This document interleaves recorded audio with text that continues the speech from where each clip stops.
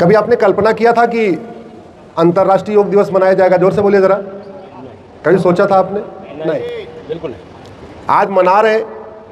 इसके लिए एक बार माननीय प्रधानमंत्री जी को धन्यवाद देते हैं। जोरदार तालियों से धन्यवाद दीजिए। केवल हम नहीं मना रहे बल्कि पूरी दुनिया मना रही है। और सर्वे ये भी आया है कि जिस तरीके से योग के बारे में चारों तरफ जागृति हुई है, लगभग आम जनता का 5 लाख करोड़ रुपए बच गया है इस योग के जरिए। कितना बच गया है? 5 लाख करोड़ रुपए।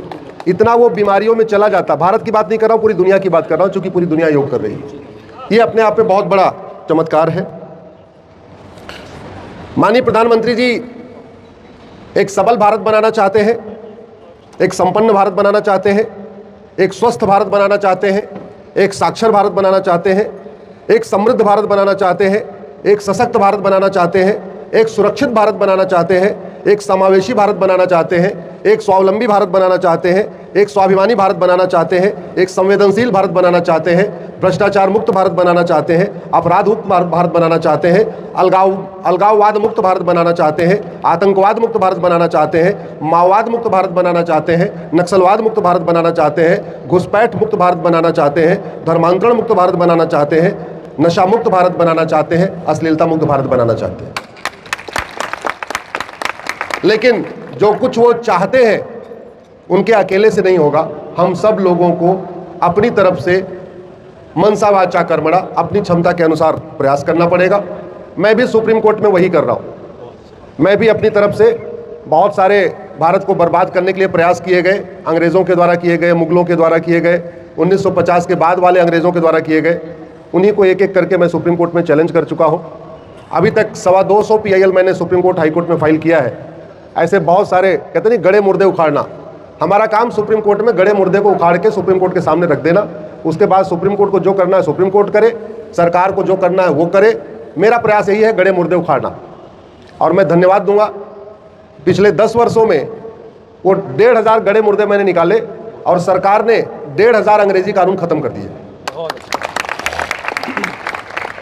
वक्फ एक्ट भी बदल गया है, प्लेस ऑफ वर्शिप एक्ट भी बदलने वाला है, 370 चला गया, 35A चला गया, 3 तलाक चला गया, पॉपुलेशन कंट्रोल भी पाइपलाइन में है। ऐसे कई सारे ऐसे विषय हैं जो बहुत जल्दी हमें देखने को मिलेंगे, लेकिन हमें अपनी तरफ से अपना प्रयास करना पड़ेगा। करना चाहिए कि नहीं करना चाहिए? जोर से बोलिए ज़रा। बिल्कुल करना चाहिए। हम सबको करना चाहिए कि नहीं? मैंने 2015 में एक PIL फाइल किया कि भारत में नेशनल योगा पॉलिसी बनाई जाए। मुझे नहीं पता था कि मैं तो देश में नेशनल योगा पॉलिसी बनवा रहा हूं और ये पूरी दुनिया में नेशनल योगा पॉलिसी बन जाएगी। एक मैंने और PIL फाइल किया है कि मेडिकल के कोर्स का फर्स्ट ईयर कॉमन किया जाए और मेडिकल के कोर्स का नाम कॉमन किया जाए। उदाहरण के लिए हम सब लोग जब LLB करते हैं तो फर्स्ट ईयर कॉमन होता है, सेकंड ईयर से डिसाइड होता है कि आपको क्रिमिनल लॉ में एक्सपर्टीज करना है, सिविल लॉ में करना है, कारपोरेट में करना है, टैक्स में करना है, किस में करना है। दुर्भाग्यवश हमारा मेडिकल सिस्टम अभी गुलामी वाला चल रहा है। हमारा फर्स्ट ईयर भी कॉमन नहीं है। हम दुनिया की चीज़ें पढ़ रहे हैं लेकिन आचार्य चरक को नहीं पढ़ रहे हैं, आचार्य सुश्रुत को नहीं पढ़ रहे हैं, आचार्य सारंगधर को नहीं पढ़ रहे हैं, महर्षि माधवकर को नहीं पढ़ रहे हैं। और इसको पढ़ना क्यों ज़रूरी है और इसको समझना क्यों ज़रूरी है? अगर हमने जागृति किया होता तो आज आपके बीच में ये दोनों पेड़ नहीं होते। यहाँ या तो नीम का पेड़ होता, या तो वट का पेड़ होता, या तो बरगद का पेड़ होता, कोई न कोई और पेड़ होता। ये दोनों नहीं होते। आप मुझे बताओ, ये दोनों पेड़ ऑक्सीजन को शुद्ध करते हैं क्या? जोर से बोलिए ज़रा। ये दोनों पेड़ छाया देते हैं क्या? ये दोनों पेड़ फल देते हैं क्या? ये दोनों पेड़ देते क्या हैं? सिवाय पानी सोखने के और केवल दिखाने के लिए पेड़ है। ये देते क्या? हमें कुछ देते हैं क्या? जोर से बोलिए, ईमानदारी से बोलिए। हाँ, ये गुलामी की शिक्षा का परिणाम है। हमने ये दोनों पेड़ लगा रखा है। अच्छा, इन पेड़ों के नीचे ये जो बगल लगा हुआ है, ये नीचे वाली घास, ये क्या करती है? ये इसको हम, इसकी पत्ती चाय में डाल के पी सकते हैं क्या? इसकी पत्ती को सीधे खा सकते हैं क्या? ये कोई मेडिकेटेड पौधा है क्या? इससे कुछ भी नहीं हो रहा है। अगर जितना ये छोटा वाला पौधा लगा है, अगल बगल मुझे दिख रहा है, इतना अगर हमने तुलसी लगा दिया होता, मैं गारंटी के साथ कहता हूं आपकी कम से कम 100 बीमारियां दूर हो जाती है आपकी सोसाइटी की। आपके इस 2000 घर है आचार्य जी, 2000 फ्लैट। 2000 फ्लैट का मतलब लगभग 10,000 लोग रहते हैं। आपके इस 2000 के फ्लैट में कितने नीम के पेड़ है? जरा ईमानदारी से बताइए। कितने पीपल के पेड़ है? कितने बरगद के पेड़ है? हमारे देश में तो पंचवटी, आपने सुना होगा ना, पंचवटी, पंचवट होते थे, पंच वृक्ष होते थे, और वो हमारे जो पंचवट थे, जो हमारे 5 वृक्ष थे, वो ऑक्सीजन को शुद्ध करते थे, छाया देते थे, फल देते थे, हमारे लिए फायदेमंद थे। कायदे से तो आपके हर गांव में एक पंचवटी होनी चाहिए, आपकी हर सोसाइटी में एक पंचवटी होनी चाहिए, आपके हर मोहल्ले में एक पंचवटी होनी चाहिए, आपके हर एक पार्क में पंचवटी होनी चाहिए। लेकिन वो गुलामी की सोच रही, आज तक हमने सोचा ही नहीं हमारे लिए फायदेमंद क्या है, नुकसान क्या है। मैं आप लोगों से आग्रह कर रहा हूं, अपनी बालकनी में कम से कम 2 तुलसी लगाइए, बहुत फायदा होता है। तुलसी के पौधे के साथ जो ऑक्सीजन निकलेगी आपके पूरे घर को एंटी बैक्टीरिया कर देगी, वो आपके घर में बैक्टीरिया नहीं आएगा, इतना फायदा होता है। तो ये जो हम लोगों के बीच में शिक्षा का अभाव है, इसके लिए मैंने एक PIL फाइल किया कि भारत में मेडिकल कोर्स में फर्स्ट ईयर में केवल और केवल भारतीय चिकित्सा को पढ़ाया जाए, प्राकृतिक चिकित्सा को पढ़ाया जाए, योग आयुर्वेद को पढ़ाया जाए, नेचुरोपैथी को पढ़ाया जाए, महर्षि वाग्भट को पढ़ाया जाए, महर्षि सारंगधर को पढ़ाया जाए, महर्षि भावप्रकाश को पढ़ाया जाए, महर्षि चरक को पढ़ाया जाए, महर्षि सुश्रुत को पढ़ाया जाए, महर्षि पतंजलि को पढ़ाया जाए। और मैं धन्यवाद दूंगा, सरकार ने उसके बाद एक आयुष मंत्रालय बनाया।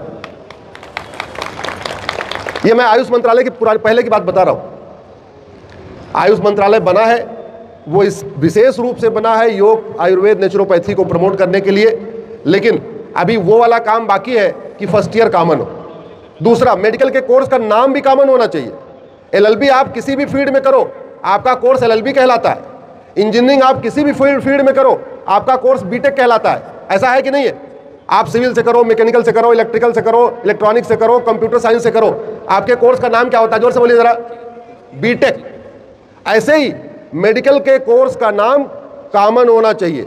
अगर BM BS करना है, जो भी करना है वो कॉमन होना चाहिए। ये BAMS अलग, BHMS अलग, MBBS अलग, ये अलग क्यों भैया? फर्स्ट ईयर का कोर्स कॉमन करिए, जैसे MBA का फर्स्ट ईयर कोर्स कॉमन होता है, इंजीनियरिंग का फर्स्ट ईयर का कोर्स कॉमन होता है, लॉ का फर्स्ट ईयर का कोर्स कॉमन होता है। और MBA आप HR से करो, मार्केटिंग से करो, फाइनेंस करो, इंटरनेशनल बिजनेस करो, डिग्री का नाम क्या होगा? MBA। BTech किसी भी आप ब्रांच से करो, नाम क्या होगा? BTech। LLB आप किसी भी फील्ड में करो, नाम क्या होगा? LLB। ऐसे ही मेडिकल का कोर्स, ये जो अंग्रेजों के ज़माने से 4-5 अलग अलग नाम चल रहे हैं, ये कॉमन होना चाहिए, एक होना चाहिए। एक मैंने उसके लिए PIL फाइल किया है। आयुष्मान योजना चल रही है, दुनिया की सबसे बड़ी योजना चल रही है। उसमें थोड़ी सी और सुधार की ज़रूरत थी। अब उसमें यह कर दिया गया, पता नहीं किसने, वो बाबुओं ने कर दिया लगता है, कि जिसके 6 से कम परिवार हैं उनको कार्ड बनेगा ही नहीं भैया आयुष्मान भारत में। और दूसरा, नाम रखा उसका आयुष्मान, उसमें आयुष ही नहीं है। नाम रखा आयुष्मान, उसमें आयुष ही नहीं चल रहा है। तो उस पर भी विचार मैंने सुप्रीम कोर्ट में PIL फाइल किया और सरकार को धन्यवाद दूंगा, उन्होंने उस पर विचार कर दी। कई बार क्या होता है, प्रधानमंत्री जो चाहते हैं नीचे में बाबू कुछ बैठे रहते हैं, वो खेल कर देते हैं, कई बार वो कर देते हैं, क्योंकि उनकी मानसिकता कुछ विदेशी चलती रहती है। मेरा मानना है, भारत को अगर सशक्त बनाना है, समृद्ध बनाना है, तो कम से कम 8वीं तक आपको योग और हेल्थ साइंस अनिवार्य करना होगा आपके स्कूलों में, और उसके लिए प्रयास शुरू हो चुका है। एक प्रॉपर बाकायदा सब्जेक्ट के रूप में करना होगा। आज की डेट में इतनी बीमारी बढ़ रही है, और हम कहते हैं prevention is better than cure. हम लोग कहते हैं ना prevention is better than cure. हमारा जो अपना ये आचार्य जी हरित योग पे आज आप लोगों से बात करने वाले, हमारा जो योग सिस्टम है, हमारा नेचुरोपैथी है, हमारा जो आयुर्वेद है, ये प्रिवेंशन पे काम करता है, जबकि विदेशी चिकित्सा व्यवस्था क्योर करती है। और एक और भी अंतर है जो मैंने खुद रियलाइज किया। हमारे पिताजी का घुटना खराब हो गया, मैंने एम्स में दिखाया, बोले ट्रांसप्लांट करना पड़ेगा। राम मनोहर लोहिया दिखाया, बोले ट्रांसप्लांट करना पड़ेगा। स्कॉट फोर्टिस दिखाया, बोले ट्रांसप्लांट करना पड़ेगा। पिताजी बुजुर्ग हैं हमारे। उसके बाद मैंने कहा लाओ आयुर्वेद में, नेचुरोपैथी में कोशिश करते। स्वामी रामदेव जी से बात किया, बोले सब लोग कह रहे हैं ट्रांसप्लांट करना पड़ेगा, तो हो सकता है करना ही पड़े, लेकिन एक बार फिर भी आप पतंजलि ले आओ। 25 दिसंबर 2002 को मैं पिताजी को लेके गया, वहाँ हरिद्वार ले गया, और 3 जनवरी 2023 को पिताजी आराम से एकदम टहलने घूमने लग गए। जैसे आप बैठे हैं ऐसे वो बैठने लग गए, इंडियन टॉयलेट पे बैठने लग गए, और पूरा एकदम फिट। कहाँ, एक तरफ दिल्ली के 3 सबसे बड़े हॉस्पिटल, राम मनोहर लोहिया, एम्स और स्कॉट फोर्टिस कह रहे थे ट्रांसप्लांट कराओ, और वहीं दूसरी तरफ लगभग 5 लाख रुपए का खर्चा भी आ रहा था, और वहीं दूसरी तरफ 10 दिन के अंदर एकदम बिल्कुल फिट हो गए हैं। ये है हमारे आयुर्वेद का प्रभाव, ये है हमारे योग का प्रभाव, ये है हमारे नेचुरोपैथी का प्रभाव, हमें पता ही नहीं है। और एक और भी फायदा आपको बताता हूं, हमारी चिकित्सा व्यवस्था में एक बीमारी का इलाज करो, 3 बीमारियां फ्री में ठीक हो जाती हैं। हम गए थे पिताजी का घुटने का इलाज कराने, और घुटने के साथ साथ उनके थोड़ा जोड़ों में दर्द था, वो भी ठीक हो गया, थोड़े बैकबोन में दर्द था, वो भी ठीक हो गया, थोड़े उनको बैठने में यहाँ बार बार रीढ़ की हड्डियों में दर्द होता था, वो भी ठीक हो गया। हम गए थे एक बीमारी का इलाज कराने और 3 साथ में फ्री में ठीक हो गई।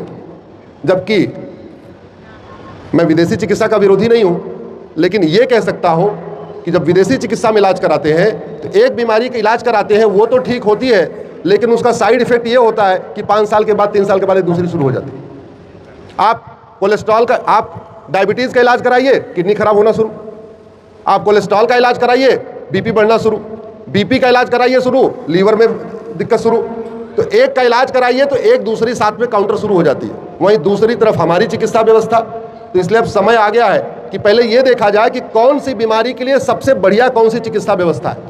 अगर किसी बीमारी का इलाज तुलसी का पत्ता खा के हो सकता है, चिरायता का पत्ता खा के हो सकता है, पीपल का पत्ता खा के हो सकता है, नीम का पत्ता खा के हो सकता है, तो उसके लिए सिंथेटिक ड्रग लेना चाहिए क्या? जोर से बोलिए जरा। नहीं। जिन बीमारियों का इलाज नेचुरल वे में हो सकता है, योग प्राणायाम के जरिए हो सकता है, योग आयुर्वेद के जरिए हो सकता है, उनके लिए मुझे लगता है कि नहीं, अब हमें समय आ गया है। और भारत, माननीय प्रधानमंत्री जी ने इस तरफ बहुत ध्यान दिया है, नीति आयोग भी इसके ऊपर काम कर रहा है। लगातार कोशिश उनकी ये है कि योग प्राणायाम अपनी तरफ से बढ़े, हम वापस जीवन शैली जिए।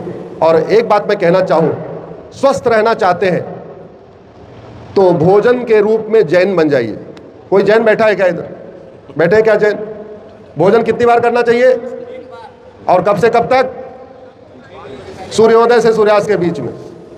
मैं सही बता रहा हूं, जब से मैं जैन बना हूं भोजन के मामले में, जब से भोजन के मामले में जैन बना हूं, इतना सुकून है, इतना सुकून है। अब वो एक बार कह रहे हैं, मैं तो आपको एक और ऑफर 1+1 का ऑफर दे देता हूं, आप 2 बार करिए, लेकिन तीसरी बार मत करिए। मैं गारंटी के साथ कहता हूं, आपके घर से बीमारी गायब। ये बाजारवाद, उपभोक्तावाद ने हमें एक, कहते नहीं, सामान हमें उपभोग करने की मशीन बना रखा है। हमने अपने शरीर को पूरी तरीके से एक मशीन बना दिया है कि ठूसो ठूसो ठूसो।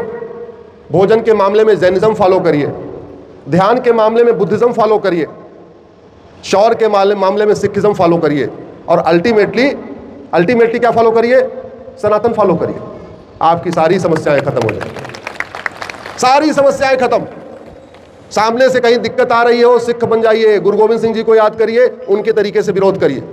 सुबह सुबह ध्यान करना है भगवान बुद्ध की तरीके, विपासना जैसे करते हैं, सांसों का ध्यान, अनुलोम विलोम, विपासना, ये सब लगभग मिलता जुलता है। भोजन एक बार सूर्योदय के बाद, एक बार सूर्यास्त से पहले, 2 बार, आपकी 50% बीमारी खत्म। मैं गारंटी के साथ कहता हूं, शुद्ध सनातन को फॉलो करिए। कोशिश करिए महर्षि पतंजलि को पढ़ने के लिए, कोशिश करिए वाग्भट जी को पढ़ने के लिए, कोशिश करिए ऐसे आचार्य जी जैसे लोग बहुत सारे वीडियो बीच बीच में रिलीज करते रहते हैं, इनको सुनते रहिए। कोशिश करिए अपने हमारी चिकित्सा व्यवस्था को फॉलो करने के लिए। और अंत में एक रिक्वेस्ट करूंगा, अब अपनी सोसाइटी में कम से कम 2-4 बरगद लगाइए, 2-4 नीम का पेड़ लगाइए, 2-4 पीपल का पेड़ लगाइए, अपनी बालकनी में कम से कम एक तुलसी का पेड़ लगाइए। ये धार्मिक विषय नहीं है, ये पूरी तरीके से विज्ञान का विषय है, स्वास्थ्य का विषय है। आप तुलसी की पूजा करते हैं कि नहीं करते वो मैटर नहीं करता, आप दीपक दिखाते हैं तुलसी जी को, वो मैटर नहीं करता। अरे शरीर तो अपना शुद्ध रखना चाहते हो, घर में आप बैक्टीरिया तो भगाना चाहते हो, वो जो फिनाइल लेके पोछा मारते हैं ना, जो केमिकल, उससे बैक्टीरिया भागेगा नहीं। बालकनी में 2 तुलसी रख दीजिए और शीशा को, दरवाजा खोल दीजिए 2 घंटे के लिए, तुलसी के पौधे के साथ जो हवा आएगी ऑटोमेटिक आपके पूरे घर से बैक्टीरिया गायब कर देगी। वो केमिकल लगा के बैक्टीरिया गायब नहीं होता। ऐड देने वाले भले ऐड देते रहे कि 0% बैक्टीरिया हो जाएगा, ये हो जाएगा। बैक्टीरिया गायब करने का 2 ही तरीका है, बालकनी में तुलसी लगाइए और सप्ताह में 1 या 2 बार गौमूत्र से आप घर में पोछा लगाइए। गौमूत्र आपका बैक्टीरिया भगा सकता है, ये केमिकल नहीं बैक्टीरिया भगा सकते। तुलसी का पौधा आपका बैक्टीरिया भगा सकता है। ये जो दुनिया भर के और वो कौन से मनी प्लांट और कौन से प्लांट हैं, वो आपका बैक्टीरिया नहीं भगा सकते। आपने आचार्य जी बुलाया, मैं आपका आभार व्यक्त करता हूं। आप सब लोग योग करने की तैयारी कर रहे हैं, मैं आपको धन्यवाद देता हूं। माताओं और बहनों को प्रणाम करता हूं। मैं इतनी बात जरूर कहना चाहूंगा, बहुत कुछ है, पूरी दुनिया से लोग भारत में लूटने इसलिए आए कि हम पूरी दुनिया से में सबसे अमीर थे। आज आप बताओ, चोरी झुग्गी में होती है या फ्लैट में होती है? जोर से बोलिए ज़रा। चोरी झुग्गी में होती है या कोठी में होती है? कोठी में। इस क्यों? क्योंकि कोठी में माल पानी ज़्यादा है, फ्लैट में माल पानी ज़्यादा है। तो पूरी दुनिया में बाबर, हुमायूं, तुगलक, गजनी, गोरी, खिलजी, औरंगजेब भारत ही क्यों आए? अमेरिका क्यों नहीं गए? कहीं और क्यों नहीं गए? क्योंकि सबसे ज़्यादा माल पानी इधर ही था, सब ज़्यादा संपन्न हम थे। चोरी वहीं होती है, डकैती वहीं होती है, झुंड वहीं चलती है जहाँ सबसे ज़्यादा लोग संपन्न हो।